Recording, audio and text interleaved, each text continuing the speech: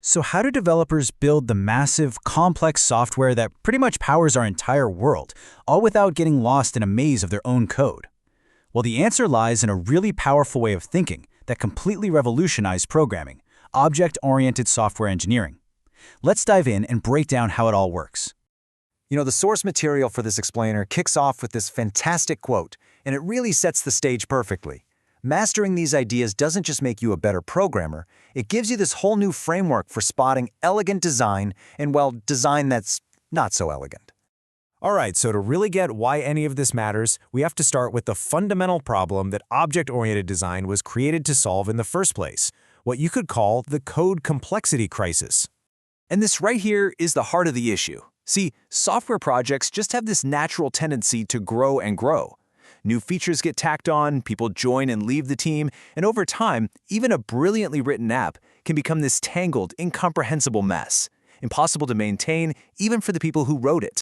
This really became the million-dollar question that was plaguing the whole field of software engineering. How do you build something absolutely enormous without just collapsing under its own weight? The answer wasn't going to be just a new technique. It needed to be a whole new way of thinking. And that new way of thinking was this. Stop seeing software as one giant, single list of instructions, and instead start seeing it as a community of collaborating objects. So, object-oriented design, or OOD for short, it's not just about organizing your code. It's a mental model that's designed to work with our brains, not against them.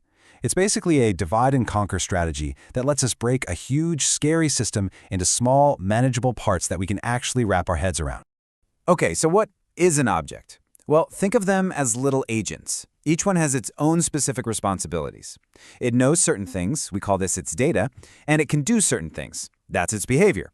And the blueprint we use for creating these objects, that's called a class.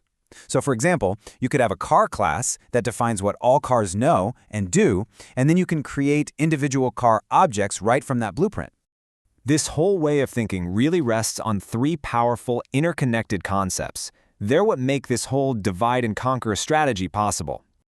And here they are, the three pillars of object-oriented design: encapsulation, inheritance, and polymorphism. Let's take a quick look at each one. First up, encapsulation. The crucial idea here is that an object should hide its internal complexity. Think about driving a car. You use the steering wheel, the pedals, the shifter, but you don't need to know or want to know how the engine, the transmission, or the fuel injection system actually works. All that crazy complexity is encapsulated, it's hidden away, which makes the car so much easier to use.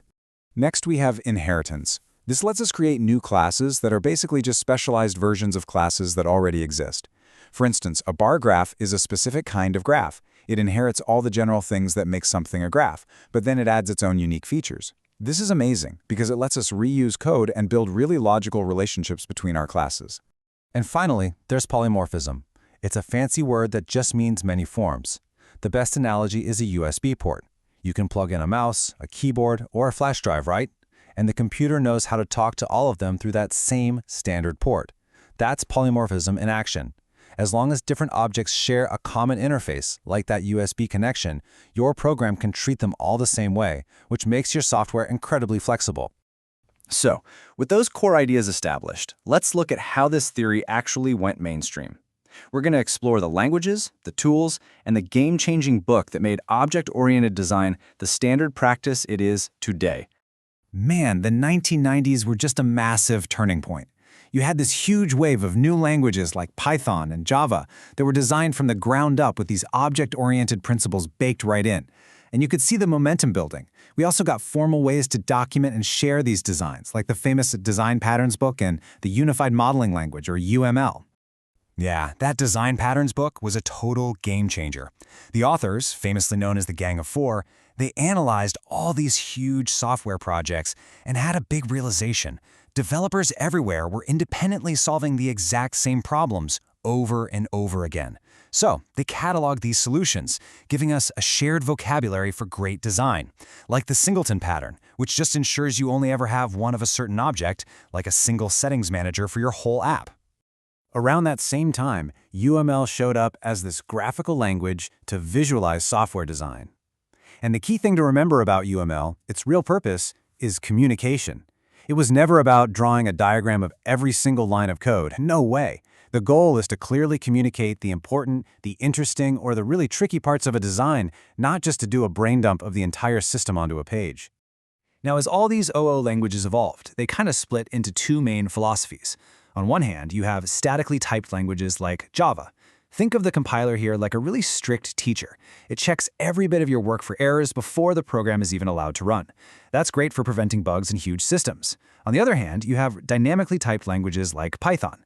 They're more like a trusting friend. They're flexible, they're fast, they assume you know what you're doing, but you're also on the hook for not letting the whole thing crash at runtime. Okay, so you might be thinking, all this stuff solidified back in the 90s. After all these years, why are we still talking about it? Why does any of this still matter today? Well, the answer is actually pretty simple. The fundamental problem hasn't gone away.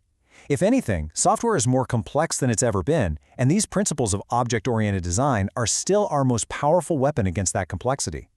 Design patterns are part of the daily vocabulary for millions of developers, and new languages like Swift and Kotlin continue to be built on this exact same solid foundation. So when you step back and think about it, from taming tangled code to building the apps we use every single day, object-oriented design has been the dominant way of thinking for a generation.